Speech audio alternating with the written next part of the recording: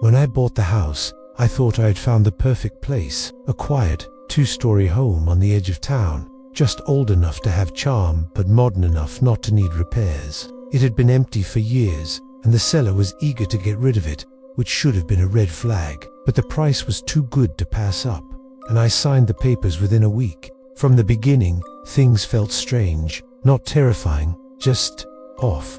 Doors creaked, even when closed. The house settled with groans that sounded almost like whispers, but it was an old house, and I chalked it up to age and imagination. A few days after moving in, I noticed something odd about the layout. The upstairs hallway had 3 doors, one to the master bedroom, one to the bathroom, and one to the guest room, but the hallway felt too long, like it was hiding something. From the outside, there were 4 windows upstairs, yet only 3 rooms accounted for them.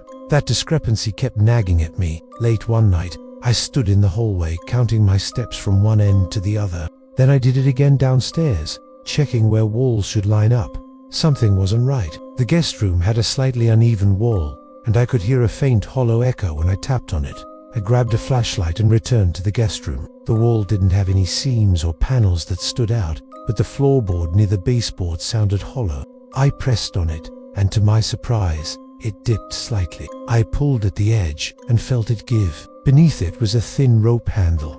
I hesitated. My heartbeat picked up.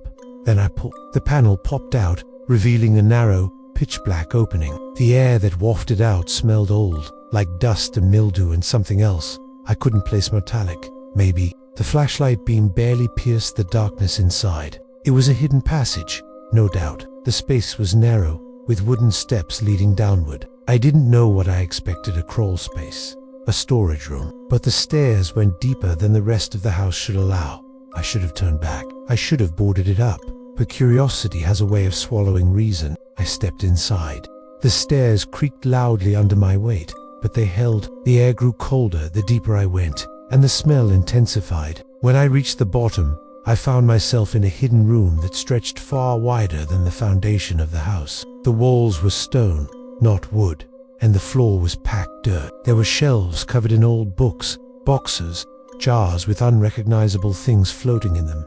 In the corner, an old desk sat beneath a rusted lamp. Papers were scattered across it, stained and yellowed with time. I moved closer and scanned the top sheet. It was handwritten in shaky cursive, a journal entry from decades ago. The name at the top, Lawrence Wren. That was the original owner of the house of the man who disappeared in the 1960s without a trace. The journal spoke of isolation, strange dreams, and something he called the echo beneath. I flipped through more pages. He talked about hearing voices from behind the walls, about doors appearing and vanishing. He wrote about an invitation he received from the mirror, and how he followed it to the room I was now standing in.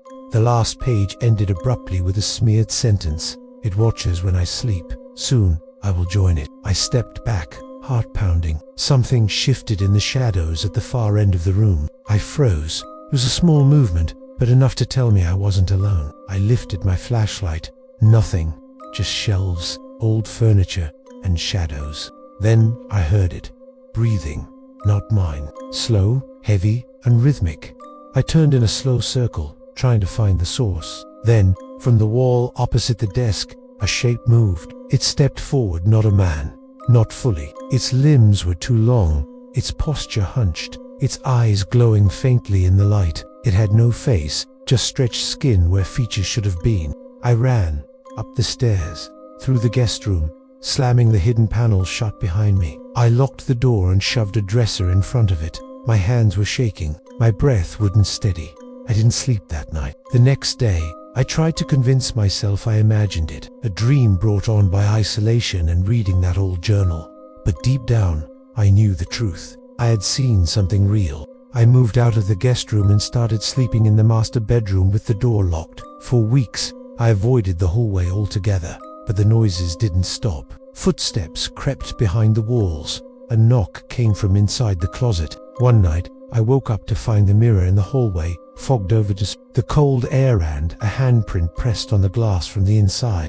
I tried sealing the hidden door. I nailed it shut, pushed a shelf in front of it, even filled the space with insulation foam. It didn't matter. Every few nights, something would shift in the house. A chair would move, doors would unlock, the lights would flicker, and always, that sense of being watched returned, stronger each time. The last straw came when I woke up with dirt on my sheets and a single note lying beside me. It was written in the same handwriting as the journal. 4 words: "You came to me." I left that morning, packed a bag and walked out without looking back. I didn't try to sell the house. I didn't even lock the door. I just left. I've since moved to the city, into a small apartment with no hidden doors, no creaking stairs, no strange reflections. But I still don't keep mirrors in my home.